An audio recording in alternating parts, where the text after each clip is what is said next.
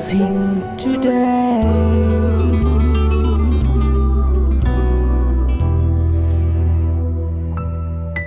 Blessing ടുഡേയിലേക്ക് സ്വാഗതം. ഇന്നത്തെ ദിവസം ഒത്തിരി വിശേഷപ്പെട്ടൊരു ദിവസമാണ്. മാർച്ച് 8 ലോകമെങ്ങും സ്ത്രീകളുടെ ദിനമായിട്ട്, വിമൻസ് ഡേ ആയിട്ട് ആഘോഷിക്കപ്പെടുന്ന ഒരു ദിവസമാണ്. അതുകൊണ്ട് തന്നെ ഇന്നത്തെ എപ്പിസോഡിൽ സ്ത്രീകൾക്ക് വേണ്ടിയിട്ടുള്ള പല കാര്യങ്ങളും ഞങ്ങൾ ഉൾക്കൊള്ളിച്ചിട്ടുണ്ട്. എന്നാൽ അതിലേക്കൊക്കെ പോകുന്നതിന് മുൻപായിട്ട് ഇന്നത്തെ നമ്മുടെ സാമ്പത്തിക സഹായികൾ 4 പേർ കൂടി ചേർന്നിട്ടാണ് ഈ എപ്പിസോഡ് നമുക്ക് വേണ്ടി സമർപ്പിച്ചിരിക്കുന്നത്. അവർക്ക് വേണ്ടി ഈ സമയത്ത് കണ്ണുകൾ അടച്ച് നമുക്ക് ഒരുമിച്ച് ചേർന്ന് പ്രാർത്ഥിക്കാം. കർത്താവെ, ഞങ്ങൾ ഒരുമിച്ച് ചേർന്ന് പ്രാർത്ഥിക്കുന്നു. തിരുവനന്തപുരത്ത് നിന്ന് അനാമിക ജയ്ക്ക് വേണ്ടി ഞങ്ങൾ പ്രാർത്ഥിക്കുന്നു. കർത്താവെ, ദൈവം ഒരു നല്ല റിസൾട്ട് തൻ്റെ 10ാം ക്ലാസ്സിലെ പരീക്ഷയ്ക്ക് ലഭിക്കുവാനായി കർത്താവ് കൃപ ചെയ്യണമേ എന്ന് പ്രാർത്ഥിക്കും. ഇന്ന് തുടങ്ങുന്ന ആ എക്സാമിനെ അങ്ങ് അനുഗ്രഹിക്കണമേ എന്ന് പ്രാർത്ഥിക്കുന്നു. അപ്പോൾ തന്നെ കർത്താവെ, എബി മാമൻ വർഗീസിന് വേണ്ടി പ്രാർത്ഥിക്കുന്നു. വിശാഖപട്ടണത്തുള്ള ആ സഹോദരനെ അനുഗ്രഹിക്കണമേ. തനിക്ക് കർത്താവെ കുഞ്ഞുങ്ങളുണ്ടാകുവാനായി അങ്ങ് അത്ഭുതം ചെയ്യണമേ എന്ന് പ്രാർത്ഥിക്കുന്നു.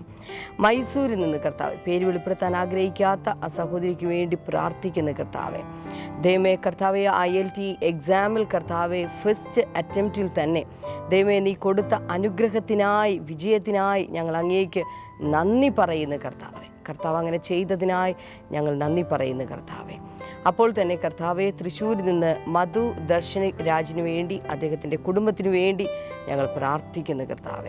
കർത്താവെ, അവർക്കുള്ള എഡ്യൂക്കേഷൻ ലോണിൻ്റെ കാര്യത്തിൽ കർത്താവെ അത്ഭുതം ചെയ്യണമേ. അതുപോലെ തന്നെ ആ ഫൈനാൻഷ്യൽ ബ്രേക്ക് ത്രൂ ഉണ്ടാകുവാനായി കർത്താവ് അത്ഭുതം ചെയ്യണമേ എന്ന് പ്രാർത്ഥിക്കുന്നു. അങ്ങയുടെ കൈകളിലേക്ക് ഈ 4 വ്യക്തികളെയും അവരുടെ കുടുംബങ്ങളെയും സമർപ്പിച്ച് പ്രാർത്ഥിക്കുന്നു, യേശുവിൻ്റെ നാമത്തിൽ തന്നെ. ആമേൻ, ആമേൻ. ഇന്നത്തെ ഈ എപ്പിസോഡിൻ്റെ പിറകിൽ പ്രവർത്തിച്ചതിന് ഈ 4 വ്യക്തികളോടും അവരുടെ കുടുംബാംഗങ്ങളോടുമുള്ള പ്രത്യേകമായ നന്ദി ഞാൻ അറിയിക്കുകയാണ്. കർത്താവ് നിങ്ങളെ ധാരാളമായി അനുഗ്രഹിക്കട്ടെ.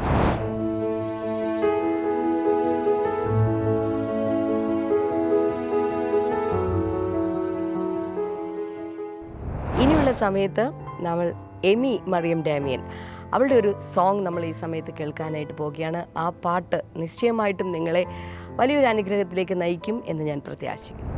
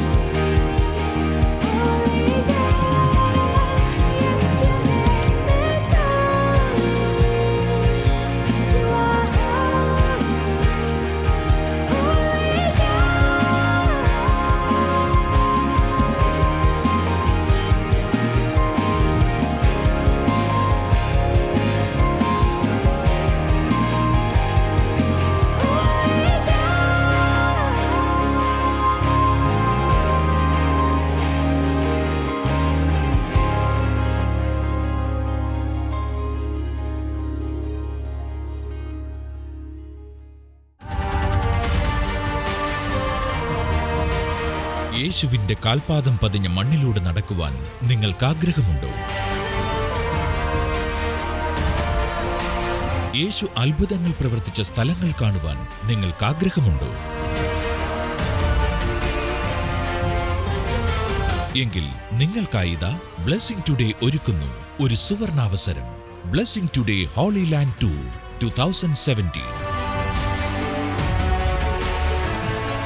ഈജിപ്ത്, ഇസ്രായേൽ, പാലസ്തീൻ, ജോർദാൻ എന്നീ 4 രാജ്യങ്ങളിൽ ബ്രദർ ഡാമിയനോടും സിസ്റ്റർ ക്ഷമ ഡാമിയനോടുമൊപ്പം ഒരു Bible പഠനയാത്ര.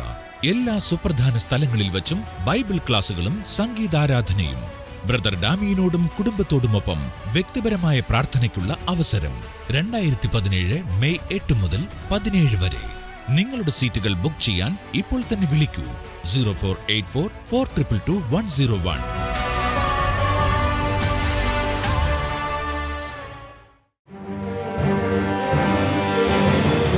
Blessing festival Thodupuzha March 10 വെള്ളിയാഴ്ച. സമയം രാവിലെ 10 മുതൽ 1 വരെ. Maurya gardens auditorium, Idukki road, Olamattom, Thodupuzha. Blessing festival Kottayam March 11 ശനിയാഴ്ച. സമയം രാവിലെ 10 മുതൽ 1 വരെ. Mammen Mappila hall, KK road, Kottayam.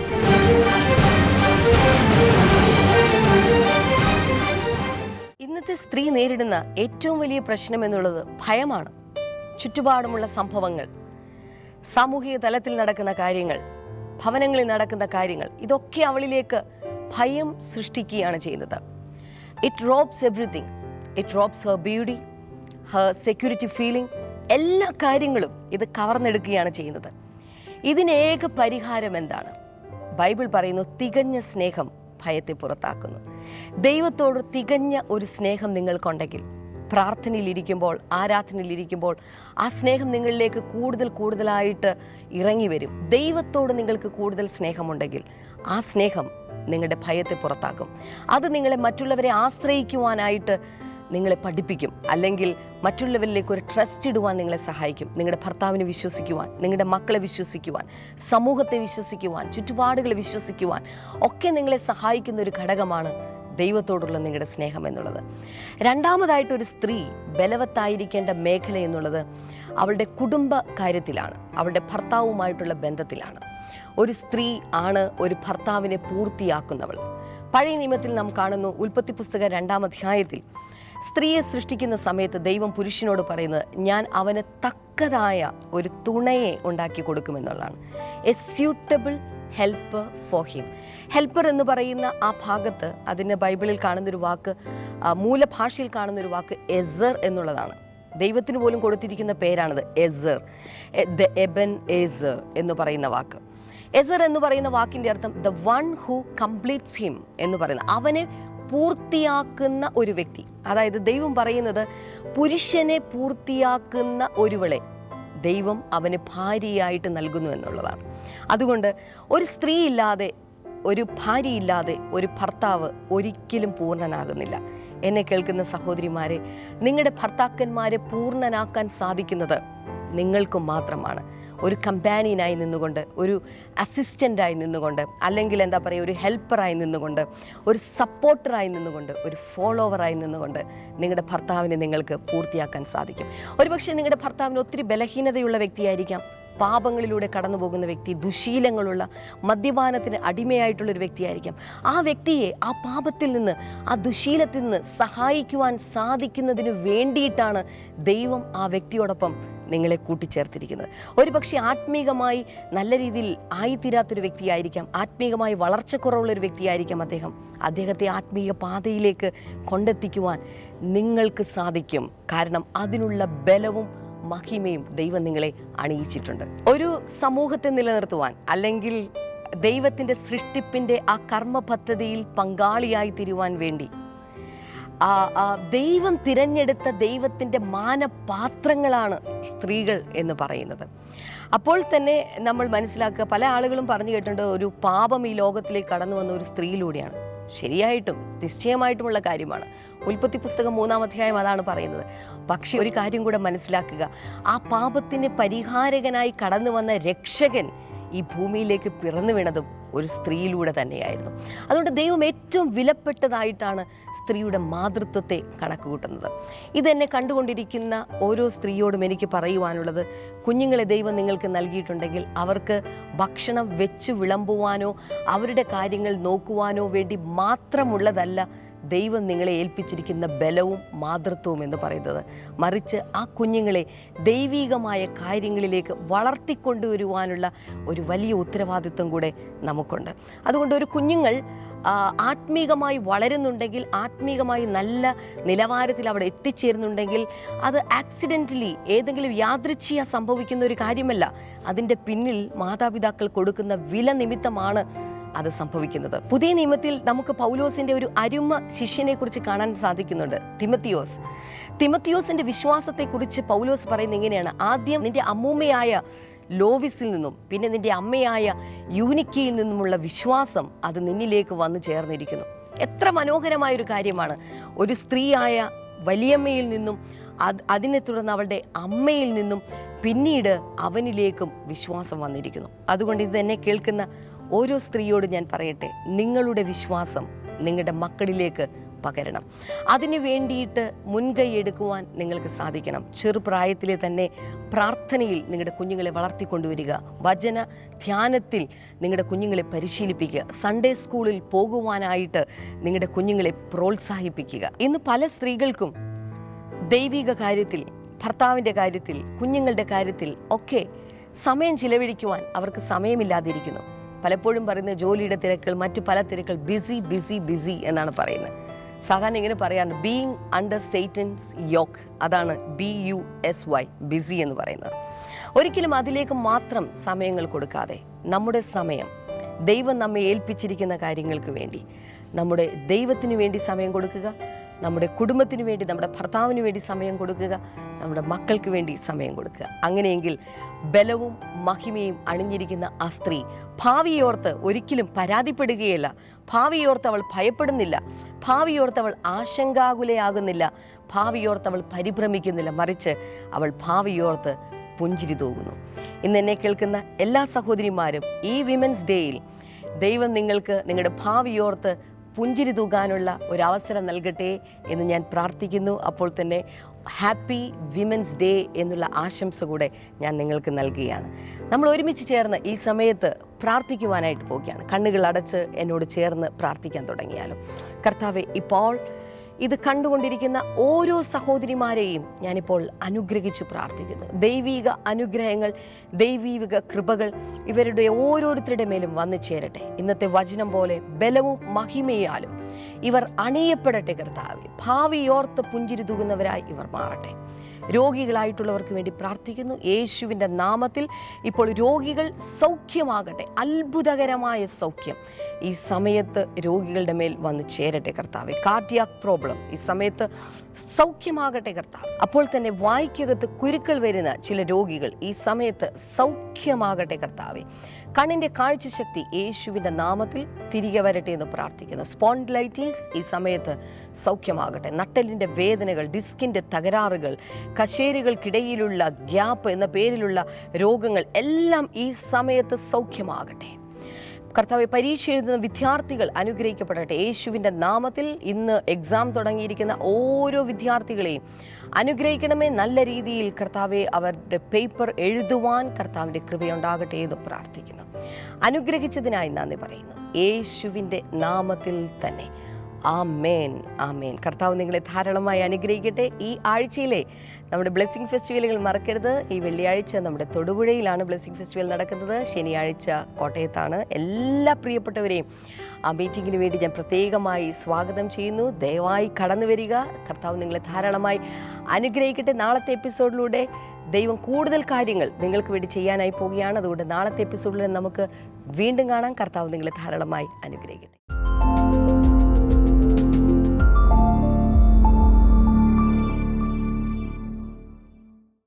Sister Rajalakshmi എന്നാണ്. തനിക്ക് ഒരു 6-7 വർഷത്തോളമായി തൈറോയിഡിൻ്റെ പ്രശ്നമുണ്ടായിരുന്നു. കുറച്ച് നാളുകൾക്ക് മുമ്പ് തൈറോയിഡിൻ്റെ ഓപ്പറേഷൻ നടന്നതാണ്. പിന്നീടും തനിക്ക് തൈറോയിഡിൻ്റെ പ്രശ്നം ഉണ്ടായിരുന്നു. ശേഷവും പിന്നീട് തുടർന്നുകൊണ്ടിരുന്നു. ഡോക്ടർമാർ പറഞ്ഞത് ജീവിതാവസാനത്തോളം താൻ ഈ തൈറോയിഡിൻ്റെ മരുന്ന് കഴിക്കണമെന്നാണ് പറഞ്ഞത്. അതിനോടനുബന്ധിച്ചുള്ള പല അസുഖങ്ങളും തനിക്കുണ്ടായിരുന്നു. തൈറോയിഡിനോടനുബന്ധിച്ചുള്ള പല അസുഖങ്ങളും തനിക്കുണ്ടായിരുന്നു. എന്നാൽ കഴിഞ്ഞ ഒരു 2.5 വർഷത്തിന് മുൻപ് ഈ തൈറോയിഡിൻ്റെ ഈ ബുദ്ധിമുട്ട് അതികഠിനമായി കൂടി. അതിൻ്റെ അളവ് ഭയങ്കരമായി ഷൂട്ടപ്പ് ചെയ്തു. ഡോക്ടറിൻ്റെ അടുത്ത് പോയി കണ്ട് ചെക്ക് ചെയ്തു, ടെസ്റ്റ് ചെയ്തു. അതിനുശേഷം മരുന്നൊക്കെ കൊടുത്ത് തന്നെ പറഞ്ഞു വിട്ടു. ഇനി അടുത്തൊരു ടെസ്റ്റിന് വേണ്ടി കുറിച്ച് ഇതൊക്കെ കൊടുത്തതിന് ശേഷം തന്നെ വീട്ടിലേക്ക് പറഞ്ഞു വിട്ടു. പിന്നീട് വരണമെന്ന് പറഞ്ഞ് വീട്ടിലേക്ക് വിട്ടു. അതിൻ്റെ ഇടയിലാണ് താൻ ബ്ലെസ്സിങ് ടുഡേ TV പ്രോഗ്രാം കാണുന്നത്. 2014 ഇത് നടക്കുന്നത്. 2014 മാസം താൻ ഓർക്കുന്നില്ല. ബ്ലെസ്സിങ് ടുഡേ TV പ്രോഗ്രാം കണ്ടുകൊണ്ടിരുന്നപ്പോൾ ടെസ്റ്റിന് കൊടുത്തിട്ട് താൻ വീട്ടിൽ വന്നിരുന്ന് പ്രാർത്ഥിച്ചുകൊണ്ടിരിക്കുമ്പോൾ, ബ്ലെസ്സിങ് ടുഡേ കണ്ടുകൊണ്ടിരുന്നപ്പോൾ ശിഷ്യം ഇപ്രകാരം പ്രാർത്ഥിച്ചു: തൈറോയിഡിൻ്റെ പ്രശ്നമുള്ള ആളുകളെ യേശു കർത്താവ് സൗഖ്യമാക്കുന്നുവെന്ന് പറഞ്ഞു. താൻ പറയുന്നത് തനിക്ക് ആ സമയത്ത് തൻ്റെ ശരീരത്തിൽ ഒരു വിറയൽ പോലെ താൻ അനുഭവിക്കുവാനിടയായി തീർന്നു. അതിനുശേഷം ആ ടെസ്റ്റിൻ്റെ റിസൾട്ട് വന്ന് ഡോക്ടറെ അടുത്ത് പോയി കാണിച്ചപ്പോൾ ഡോക്ടർ പറയുകയാണ് തൈറോയിഡ് അത് നോർമലായിരിക്കുകയാണ്. പിന്നീട് ആ ഡോക്ടർ തനിക്ക് മരുന്നുകളൊന്നും കുറിച്ചു കൊടുത്തില്ല. താൻ പറയുന്ന അതിനുശേഷം പിന്നെ തനിക്ക് തൈറോയിഡിൻ്റെ യാതൊരു പ്രശ്നവും വന്നിട്ടില്ല. ഇന്ന് പൂർണ്ണമായ സൗഖ്യത്തോടു കൂടി താനായിരിക്കുകയാണ്.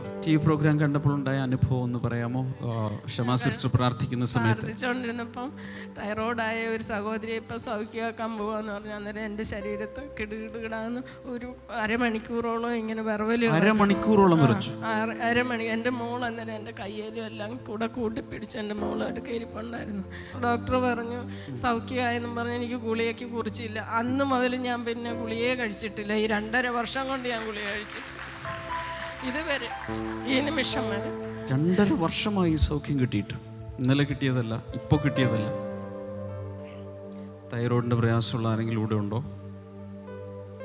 ഈ പ്രോഗ്രാം കാണുന്നുണ്ടോ? കൈകൾ ഉയർത്തിപ്പിടിക്കാം. അമ്മ ഈ ക്യാമറയുടെ അങ്ങോട്ട് കൈ ഇങ്ങനെ നീട്ടിപ്പിടിച്ച്. അമ്മയ്ക്ക് സൗഖ്യം കിട്ടിയതാ, അമ്മയ്ക്ക് വിശ്വാസമുണ്ട്. കൈ നീട്ടിപ്പിടിച്ചോ.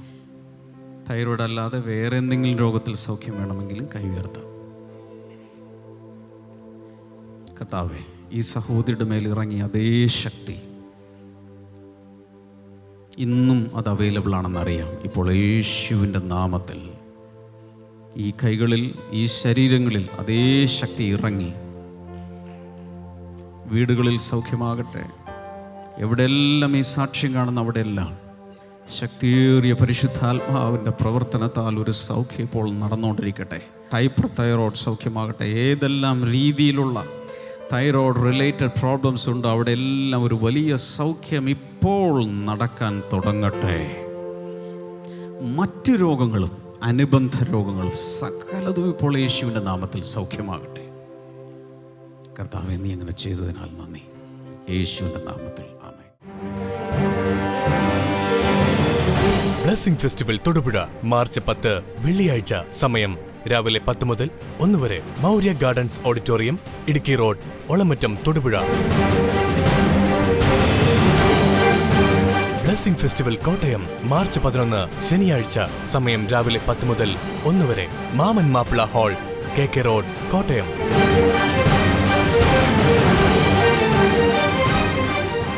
ഞാനിപ്പോൾ നിൽക്കുന്നത് ഗലീലയിലെ കാനാവിലാണ്.